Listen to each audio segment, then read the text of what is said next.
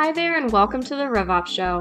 Today we're diving into an enlightening topic, fractional versus outsourcing versus BPO leadership. Doug and Jess break down what each type of leadership entails, what they have in common, how they're different, and most importantly, how they can impact your organization. Explore the benefits of these models and why they might just be a smarter move than hiring full-time. Let's get into it.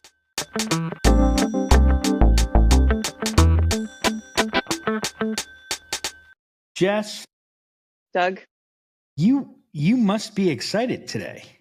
I mean, I have to assume that you're just like almost out of your seat excited with anticipation. about the topic? No. Oh, okay. Why must I be excited today? Isn't Wicked coming out in a week? Oh, yeah, I get to see Wicked on Monday. On Monday? Yeah. I thought it wasn't coming out till the 22nd. It's not, but I think it you was have a connections Prime, in Hollywood? Exactly. I think it was a Prime promo. I'm taking the girls on Monday night. We have tickets for at IMAX downtown on Monday night. You're going to see it at IMAX? Mm-hmm. I sure am. This is like my movie to see in IMAX. I mean, I'm a little concerned. I'm going to be like very disappointed. I'm not going to lie, but you know, I mean, your expectations are quite high. I don't know if that's accurate. Well, then how would you be disappointed? If your expectations are low, then it would really have to suck for you to be disappointed. I feel weird about this movie. Like, I'm excited about it. I'm nervous about it. They're turning it into two movies, right? So this isn't the whole story. Yeah, I don't right. like that they've made that's a bad idea. Two movies. Well, it's a really bad idea if you are familiar with the show. Like, it's a terrible idea. It's a terrible idea if you're not familiar with the show. Although, are they doing it as Act 1, Act 2? They're doing it as Act 1, Act 2. So they're doing it so they can end the movie on Defying Gravity. Like, that's the whole.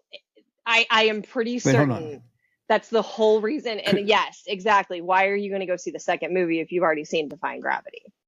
The first act ends on Defying Gravity. Oh. Yes.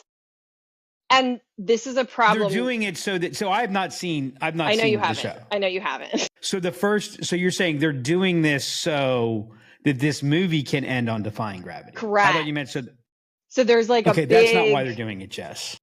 Well, they're doing it because they want more money, but nobody's going to go see the second movie.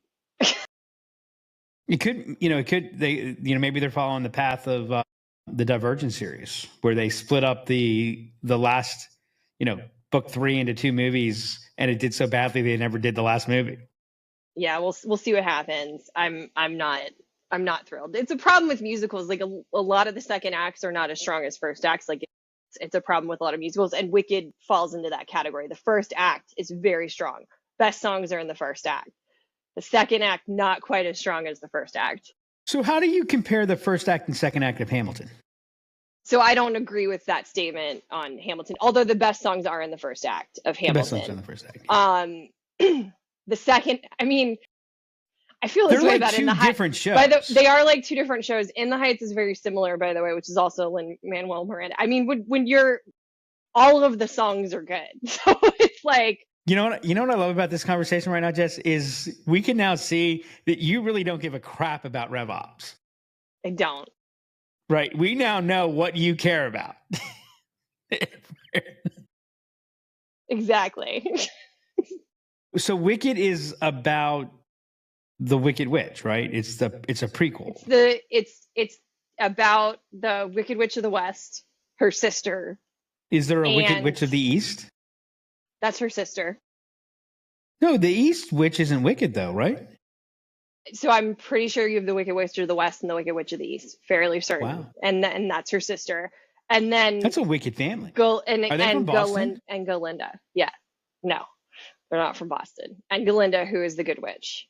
And they're at school. What would be great now that I'm thinking about it? If they did the show in a Boston accent. That would be terrible, Doug. That would be amazing. That would be so terrible. But did you hear the other news that I think will have you like just insanely excited? What news besides Wicked coming out is going to have me insanely excited? Full hearts. What? Okay, I didn't hear this news. You heard the sound? Yeah. Though, So right? Friday Night Lights. What's happening with Friday Night Lights? There's apparently serious conjecture that it's being rebooted. They're going to bring back Friday Night Lights. Don't know how I feel about this. I don't know that I would be excited about this. Really? Yeah. I thought you liked Friday Night Lights. Love Friday Night Lights. Show's great. So why don't you want to see it back? I don't need them to mess up what I loved, which is what's happening with all these reboots. Riggins it's the same. Riggins will always be Riggins in your heart. Correct. Kyle Chandler will always be Coach. Kyle Chandler. What if they brought Kyle Chandler back as Coach? He's not going to do that. I hope he doesn't. Why do you say that? You know what would bring him back as Coach, Jess? Money. Lots of money. What's he done recently? Not much. He's been in some shows. He doesn't need to do anything. He's got all the money from them selling Friday Night Lights to whatever streamer bought it, and Netflix. I think Netflix. He's got Netflix money. I hear Netflix money ain't that much. Maybe. I don't know. Maybe. I don't know what the deal is. So, Jess. Yeah. Let's bring down the temperature a little bit. So your expectation is, I need to close the loop on this. I'm sorry. Your expectation on Wicked is, so on a scale of 1 to 10, 10 being amazeballs. Amazeballs. Okay. I said amazeballs. You did. Wow. 10 being amazing, 1 being I had to keep myself from walking out of the theater. What do I expect it to be? What do you expect it to be? I think it's going to be somewhere around 6 or 7, honestly. I really want it to be 9 or 10, but I think it's going to be a 6 or 7. If they did it as one movie, do you think it would have a better chance of being a 9 or 10? Yeah, I think I do. Yeah. There's no reason that show can't be cut down to 3 hour movie. There's no way. There's no reason. I think it's a mistake. I think one of the mistakes they make with musicals is keeping it in the same format as the musical, as opposed to retelling the story as a movie, allowing people to sing. I agree. And I also think that, so Wicked is a show, and people who are Wicked fans are not going to agree. Like, some songs could be cut. You could cut some songs out of that show for the movie. Or cut down at least.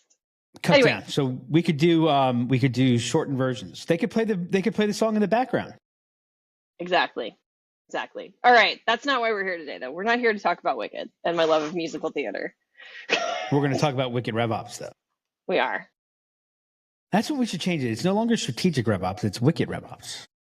The Wicked RevOps advantage. We're not changing it to that, Doug. We're not? No. No. I never get to have any fun. Nope. What are we talking about today, Jess? What are we talking about? We're going to talk about fractional versus outsourcing versus BPO. BPO, not to be confused with BP. Correct. I don't know who would confuse those two, but yes. I would, Jess. So I'm very confused. Yes, I know. I know you do. And we're recording on a Friday, everybody, if that is not clear. We're recording on a Friday morning. We are. And if people were listening, they know what date we're recording. They do. Yeah. So let's start with, can you explain what each of these things are? So what is fractional? What is outsourcing? What is BPO? So fractional is hiring an executive level talent on, well, you're not hiring them as an employee, you're contracting with them. So it's basically having a part-time executive.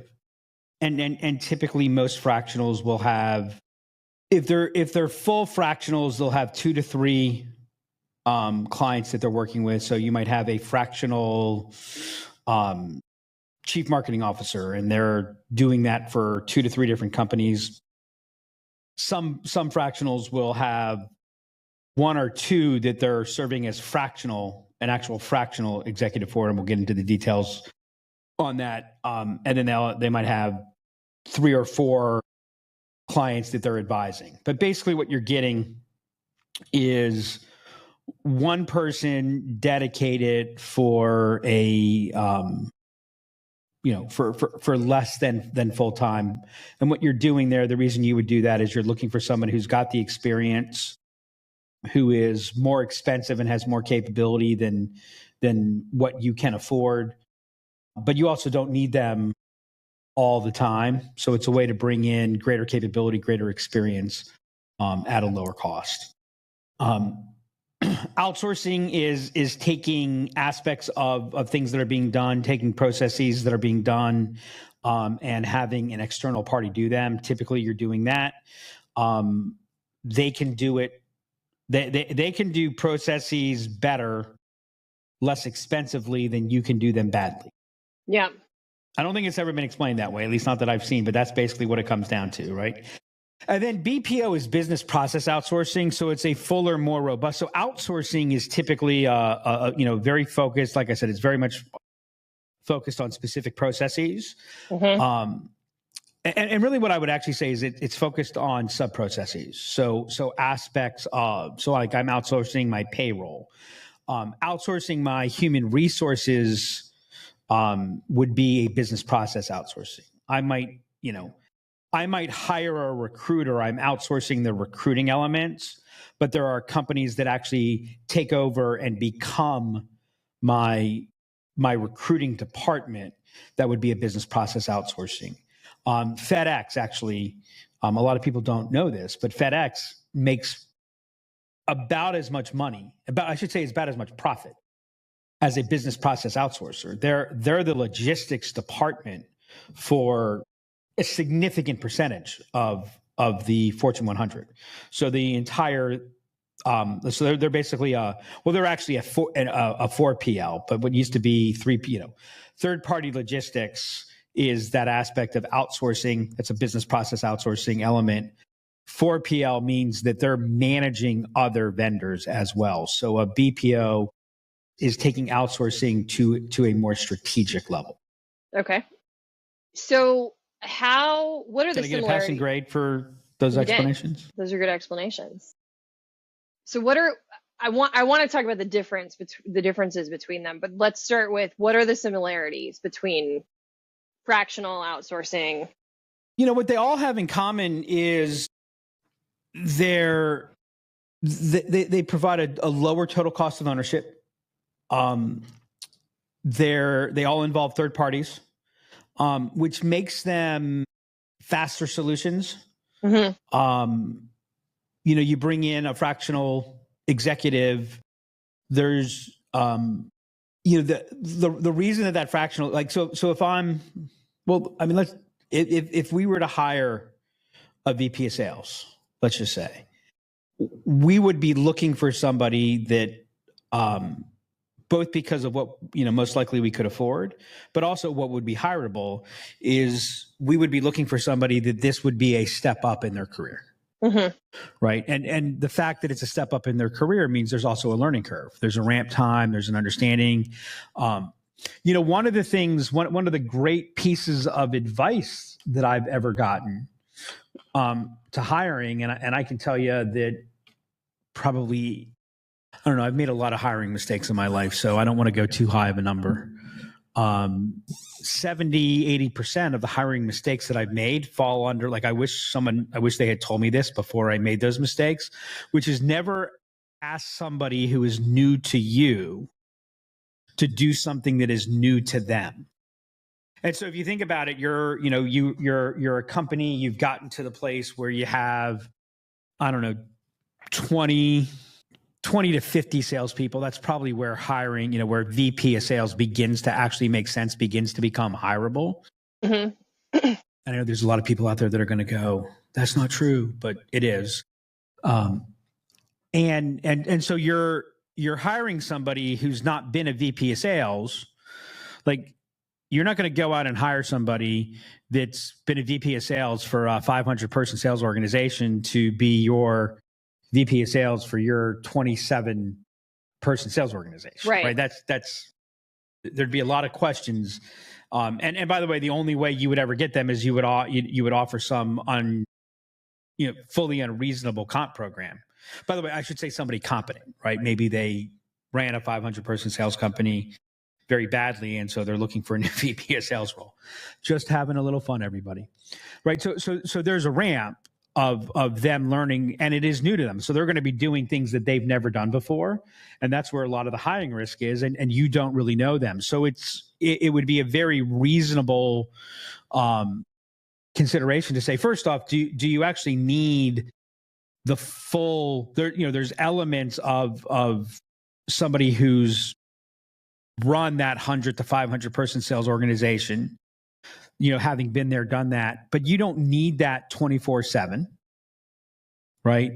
And so you go out, you hire a fractional VP of sales who comes in, knows what the processes looks like, knows what the types of transformations that are needed. They come in, they're able to do that more quickly.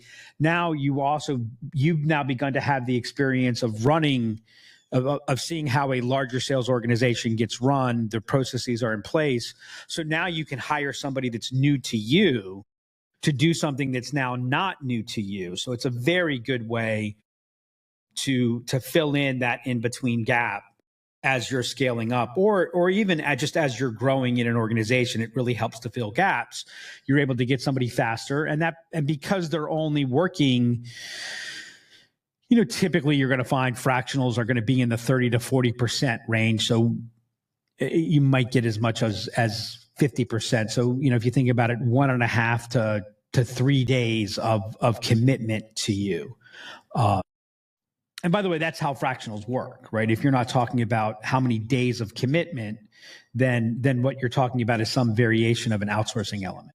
By the way, outsourcing has the same thing. Outsourcing brings in, again, the main reason you outsource is, not only do you lower your total costs, you typically lower your direct costs, right? It's the whole Jack Welch philosophy that somebody out there, your back office, which is just a cost center, is somebody else's front office. And so there's a good possibility they can do it for less at a profit, right, than what it costs you to do. And so you pick up.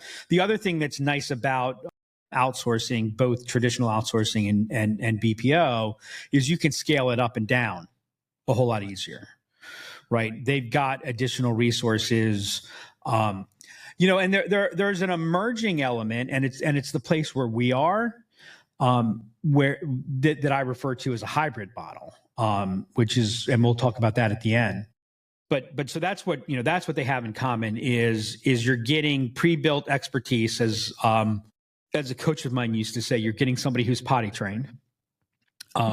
They're able to ramp things up a lot faster.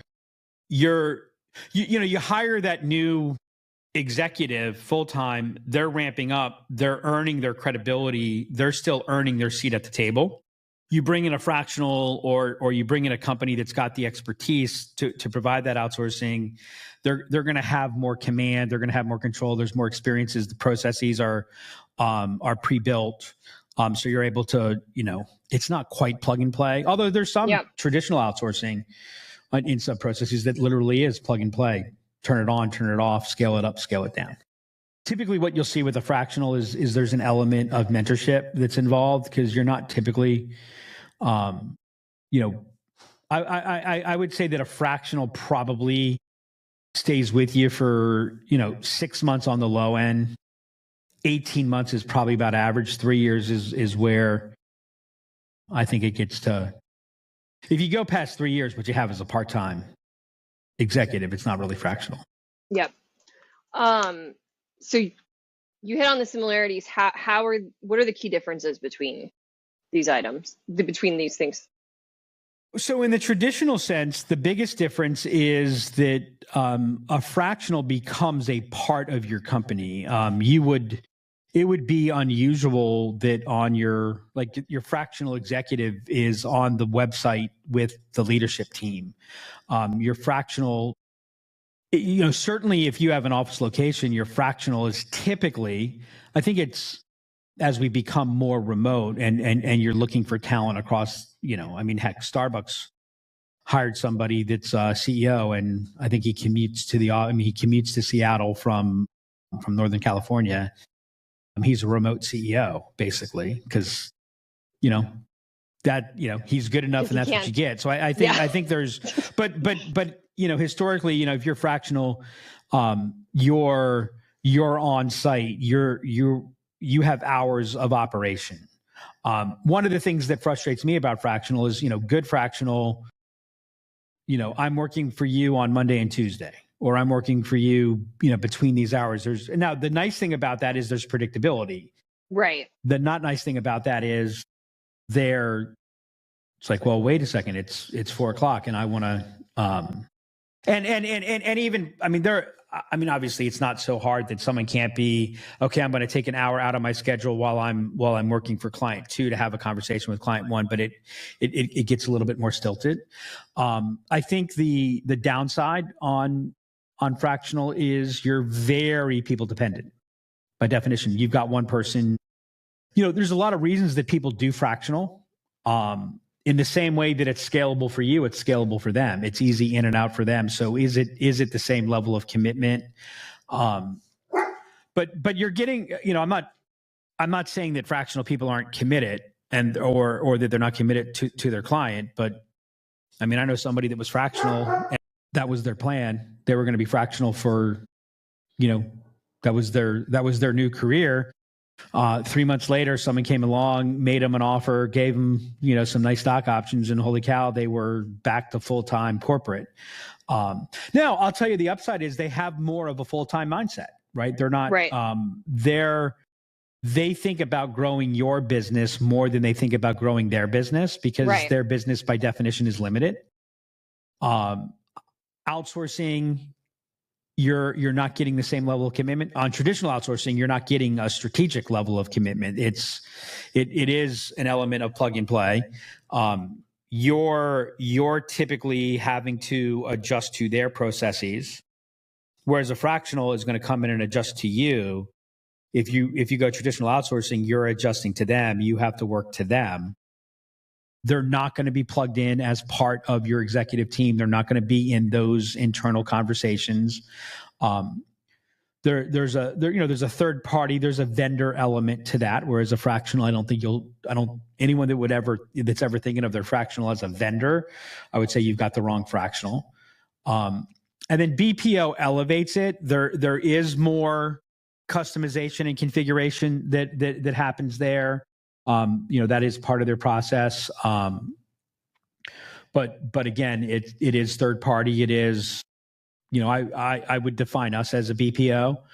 And we do some adjustment, but as an example, we're very hesitant to say we're going to become part of your project management tool. And while our teams think, while our business, while we're in the business of growing businesses, mm-hmm.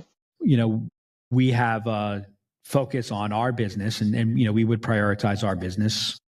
So I think that would be a disadvantage of outsourcing when that's relevant. I don't think that, one of the things that I don't think that you can outsource. I don't think you can do a BPO on we are outsourcing our go-to-market.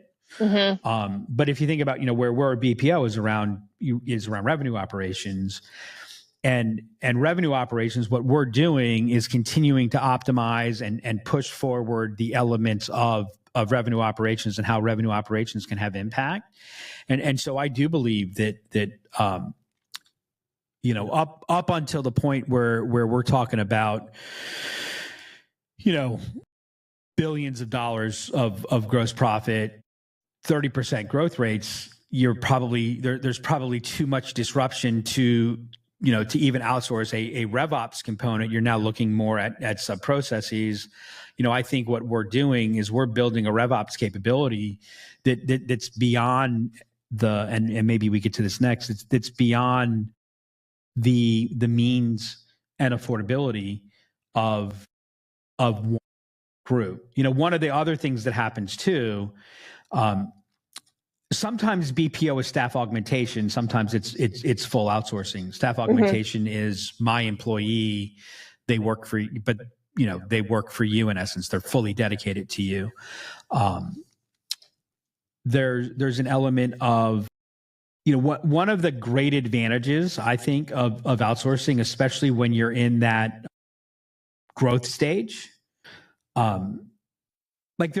There's the growth stage and then there's the milking stage. What I think it was McKinsey that had the cash cow model. The where you're basically you're moving more and more to the exploiting of the business. I think that's where business process outsourcing begins to lose, and you would hire fully internally because you're not looking to push the line. You're not looking to push the ball forward. So it's much more about efficiency over growth. But I think when you're in that growth stage, the staffing element and the talent management element that's lifted, it really comes down to, what is your core competency? Like our core competency is RevOps, right? So when you get to, logically you say, well, we're a $500 million company. We can't be outsourcing this stuff. I go, I don't know. Is that true? Because is this a core competency for you? Because, if it's not a core competency for you, then there is going to be you'll pick up some fidelity because they're, you can call your employee on Sunday at 2:00 and tell them to put a report together. Now we miss the fact that when you do that to your employee, there's a cost to that, right? And then, we then complained, by the way, that the employee, gave no notice when they were sick or something. And it's like, well, guess what? You gave no notice at 2:00 on Sunday when you told me I had to get the report together in 32 minutes. So I think that's kind of the aspect of what you're balancing. Yeah, that makes sense. So just because you talked a lot about fractional and then you went to BPO. So what are the main differences when we talk about outsourcing versus BPO? I get BPO is more strategic, but what are the main differences between those two? The level of what's being outsourced and how much of it is, so if you think about what we do with our best clients, mm-hmm. we're bringing our business process that we've built,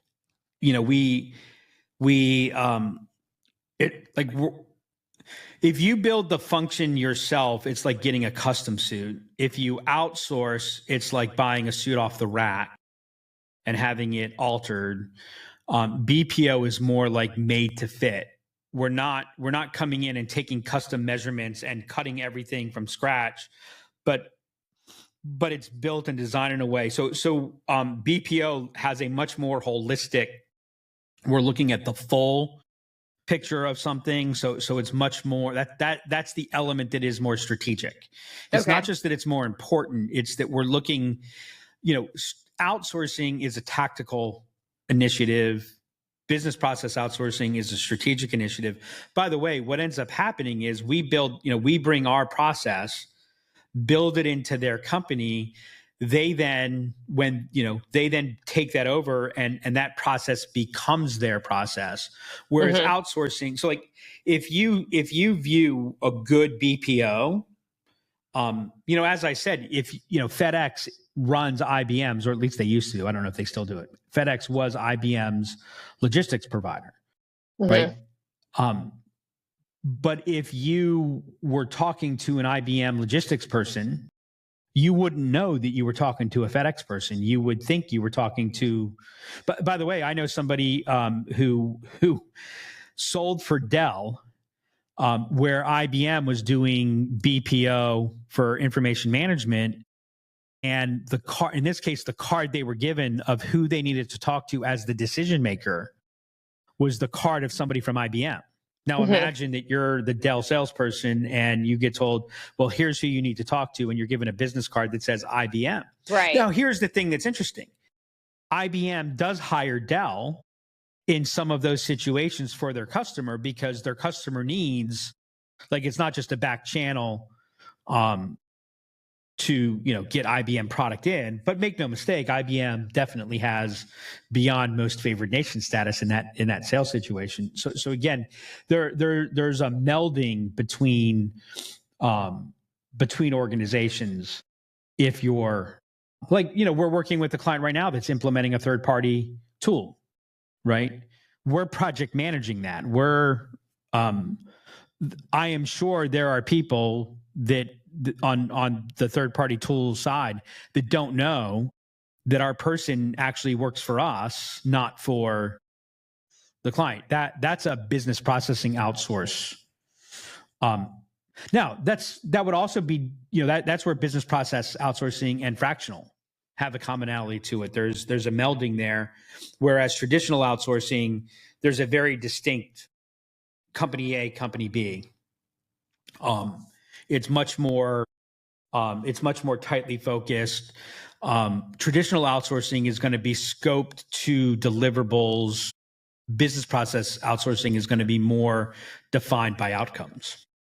Level of authority is also different. Like we have some programs that are similar to what we're doing, but in one case, I would say it's more traditional outsourcing. In the other case, I would say it's business process outsourcing. And that's because the one where I say it's more outsourcing, we don't really have that much influence. It is much more, they ask us to do this. This is what they want. They seek our input on it. But in another case, we're more like, if in doubt, in case one where it's just outsourcing, if in doubt, they go with theirs. And sometimes even whereas in the other case, unless they have a compelling reason, we're managed in the role as though we were the executive in charge. Right. And in many ways, we are the executive in charge. Yeah. So span of control would be the biggest difference, I would say. Okay. Gotcha. So you've hit on this a little bit, but I want to talk about it specifically. So why not just hire someone in-house? I mean, on the fractional side, I get you're getting a higher level person at a lower cost. Jess, have you ever hired people? Have you ever managed people? Yeah, I manage people every day and I have hired people. Don't you wish you could just outsource it? I really do. Need I say more? Need I say more? There's a couple things. So let's go back to the VP of sales. And let's talk about why I said, until you're in the 25 to 50 range, you're not even in the place where you can legitimately, think about hiring a full-time VP of sales. And the reason is someone who is truly at a VP sales level has a level of capability, has a level of expertise, has a level of knowledge. And I would say that someone who's truly a VP of sales, they probably have a viewpoint that's, there's only so many things that happen in a sales organization with 25 people. You're much more likely to, the ability to create from scratch and to do those, to really lead the strategy side and the building of an organization. If you have 1,000 salespeople, you're doing that all the time. You also have an organization underneath them.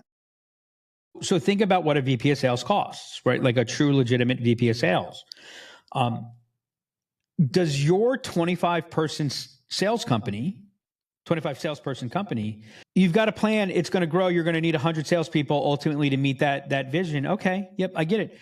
You need that capability. You need somebody who has built and scaled the sales organization. Do you need it 24 hours a day, 7 days a week? Probably not. Right. By the way, the person who's got the real capability of doing that and is really good at that, do they want to do that less than 24 hours a day, 7 days a week? Right. You show me a VP of sales with a company that's got fewer than 50 salespeople. And by the way, oftentimes even larger than that, I'll show you somebody who's also carrying a number. Yeah. Right. Or they're the bring me in when. Bring me in for the big. Well, guess what? The VP of sales at Accenture doesn't come in to close big deals. They're not needed to close big deals. Now they might come in to close large deals. They might executive sponsor some things, et cetera. But that's, right. Candidly, that's more of a ceremonial role than it is anything else. Right. So what you have is a mismatch between what your needs are and what the playground that somebody wants to play in. The fact of the matter is you have to pay somebody for their scarcest, highest talent. Right. And so you're paying for that 100. That's 100% of your pay scale. Yeah. It's one of the reasons why I'm a big fan of breaking up new sales development and account management. Right. Because the scarcest resource is somebody who can go out and develop new business. Yeah. And so if I'm asking somebody to develop new business and to manage their business, A, I'm not using their capacity effectively. And B, I'm paying them at a rate for what their scarcest talent is. I could manage it more optimally. Right. So one of the elements is you end up not hiring that same level talent. I don't want to sound arrogant, right? But I think I've got some pretty good experience. I think I've got some pretty good insights, and I can operate when, I can operate in very turbulent, ambiguous environments, right? And every one of our clients has access to that capability because they all need it from time to time, but they don't need it all the time. So why pay for it all the time? Right. So you wouldn't be able to hire somebody like me because, candidly, the playground's not big enough and you can't justify the expense. So you hire somebody who was there when it happened somewhere. Right. And I'm right. So you end up underpaying for the highest value talent, still overpaying overall to where they spend most of their time. Yeah. And by the way, the other thing that's happening, and this is what I say about fractional, you're getting one person. Yeah. Well, guess what? I can do a lot of things. I'm good at a lot of the things that I do. I'm great at only a few of the things that I do. Yeah. And there's a lot of things that I can do that, candidly, Jess, we're probably better off having other people do them. Yes. Right? I can do them, but we're probably better off having other people do them. Right? Well, when you're hiring one person, you've got that one person, right? What else comes with it? That, by the way, that's where the proposition of business process outsourcing comes in. By the way, when I hire a person, I'm not getting a process. The process has to be built. The systems have to be built. The back end has to be built, right? One of the things that I find interesting is how many great VPs of sales were great with an operations team that built a setup of the tech stack and everything else that was great, and they could make a requisition of what they needed, provide the requirements, and poof, it was built. Or they said what they need and someone came along and translated that to requirements. Like there's a whole, there's a phrase that I've heard before. It takes a village, right? It takes a village to grow a business. So why not just hire one person? Here's what I say. And look, sometimes hiring a person is the right thing to do, right? I think that, we've talked about it in a previous episode of building your RevOps team. Yep. I think there's there's a hybrid way that you get to bringing and building a function fully internally, right? But I think the thing that it comes down to is, in the same way that the jobs to be done theory has changed how we think about projects and innovation and things like that, it should also impact how you think about hiring people, right? When you hire somebody, you're not really looking to hire somebody. That's not, like, you're not sitting there going, you know what? I can tell you this for a fact, by the way, no offense to anybody. No one who runs a business is going, you know what would be really cool if we could just hire 10 more people, right? I don't know what they would do, but I would just like to have 10 more people to manage. It would be really great if we could manage 10 more people. No, you're hiring a capability. So I think that, when you look at it through the lens of capability and what's the capability that you need and what's the support structure so that capability can succeed, right? I think that you've got, you start seeing that there are elements of the capability that no individual can excel at all of those things. When you look to outsourcing options, you get much more flexibility, you get much more robustness, you're able to match. And that's why the total cost of ownership comes down. You also are freeing. I don't care how good the hire is for the first 12 months, there's a drain. Like one of the things and look, this is where you have to be careful with BPO, because if we weren't good at what we did and you let us do this, we'd wreak havoc on it. But one of the best compliments that we get, because a lot of times we get hired initially and they weren't thinking about, like, they weren't seeking BPO. Right. is the ability for them to let us work, with free reins and go in, manage it. They don't have to be there, et cetera. They don't have, and that is because we've got multiple people. We've got, I've got the sales expertise. You've got the data expertise. Ash has the learning and development expertise. We've got the team behind it that can be working on those things. We can be having this conversation while simultaneously something is being built, right? That's a multi-person, that's a multimodal requirement to actually move things forward. So I think, just we live by the prime directive when we touch technology. The business process must drive the technology. The technology should never, right? Well, I think that there's a prime directive in hiring. The business process needs to drive the hire. And by the way, sometimes the business process is we're hiring someone to develop the business process. But again, it is that underlying piece that really needs to drive that. And I think that too often we don't define our needs and our capabilities by those types of outcomes. Yep. So how do you make sure you're successful when you're hiring a fractional executive, outsourcing, or hiring somebody for BPO? I candidly don't think it. Well, probably the easiest thing to know if you're successful is outsourcing, because outsourcing is based on, by definition, if you're doing traditional outsourcing, it should be, it's very disciplined, vertical based. Yep. It's taking over functions that already exist. So you're going to be looking at efficiency metrics, right? You're not going to get a lot of innovation from traditional outsourcing. You're not going to get a lot of advancement from traditional outsourcing. From business process outsourcing and to some degree fractional. The challenge with fractional is that it's fractional. It's fragmented. I'm thinking about different companies. There's no one thing that I'm thinking about. So, you're leveraging the capability they have. And I know that sounds worse than I mean it to sound, or at least it feels worse than I mean it to sound. I mean, I think fractional can be really good in a tightly defined place. So especially something that's really early and really new, I think a fractional can kind of come in, can bring in outsiders' expertise, and can go deeper into the fidelity. I think fractional comes up against its resistance as you start trying to scale. That's where I think BPO makes more sense, or this, a hybrid approach, which is what we're really building of this idea. We've got a fractional element. We've got that executive level talent that's working within and providing those degrees of that deep expertise when needed, as needed. But because we've got levels of capability, there's fewer. It all comes down to hours at the end of the day. I don't care what anyone says.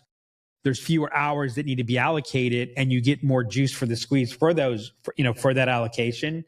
Yeah. So kind of melding and hybriding this the idea of fractional within a BPO type of environment, I think is really, we're seeing it, we're seeing it have outsized impact. I know that's one of our big things for 2025 as we've kind of, gotten to the point where we've proven the concept. All right. I think we're going to have enough time to cover this. I wanted to ask you about something that you said earlier, which is you can't outsource or do business process outsourcing on go-to-market or for your go-to-market. Like what? Why do you say that, and what does that mean? I think it's too broad. I think it's too broad and too core. I mean, I think it's where someone in your company needs to own go-to-market. And really your senior team needs to own go-to-market, right? Go-to-market is the ultimate strategy.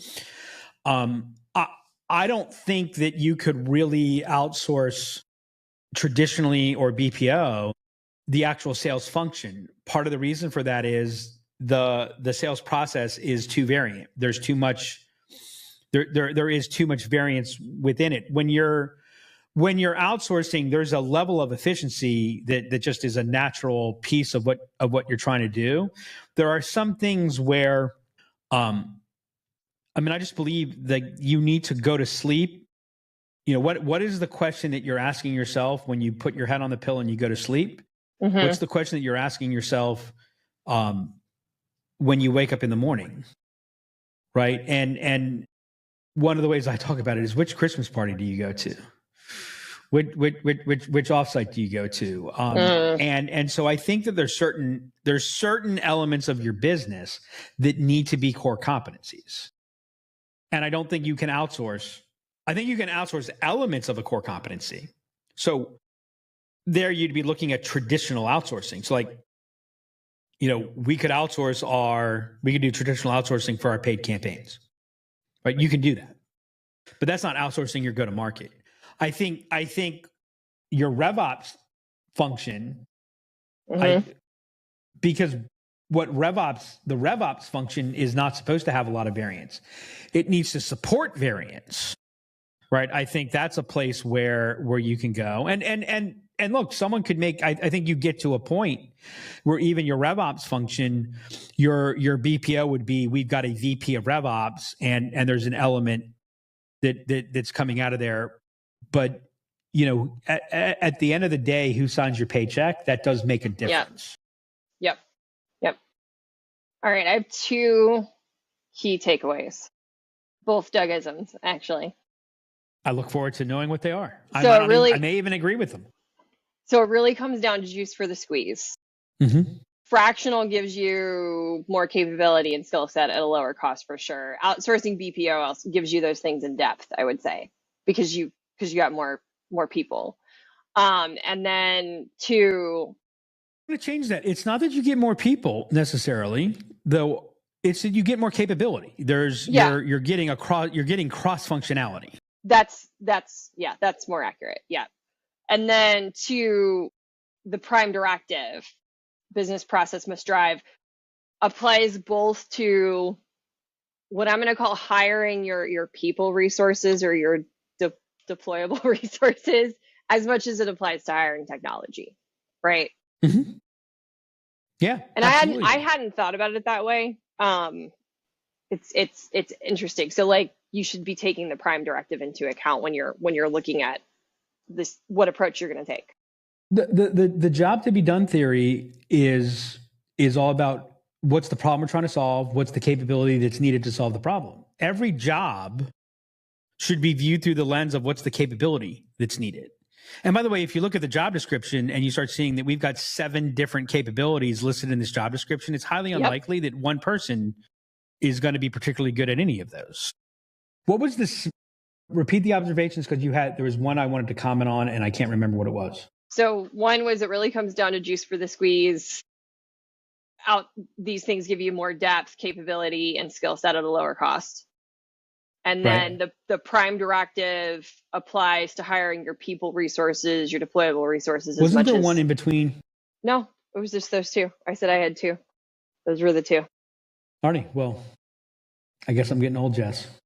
Yeah, I think that, you know what, I kind of addressed, I think it comes down to this, like what I want to get across is understand your capability, define the capabilities that are needed. And I think that will lead you in the right direction as to what the choice is. Because the thing, I'm going to change the ending just a little bit today, because the difference between saying yes and no to shitty RevOps is how well do you understand your capabilities. And if you understand and address your capabilities, you're going to say no to shitty RevOps. Till next time. And that's a wrap on this episode of the RevOps Show. Let's face it, no business wants to hire a whole bunch of new people.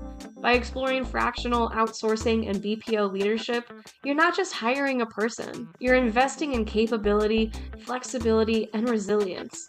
In the end, it's all about getting the juice for the squeeze. Thank you so much for listening in today or watching if you're on YouTube. Don't forget to follow Doug, Jess, and Lyft on LinkedIn, and make sure you're subscribed to the podcast on your favorite listening platform. You can also subscribe to our new YouTube channel for the video version of the podcast at The RevOps Show. If you have any inquiries about the show or any questions you would like to ask Doug and Jess, email me at hannah@lyftenablement.com. And until next time, just say no to shitty RevOps.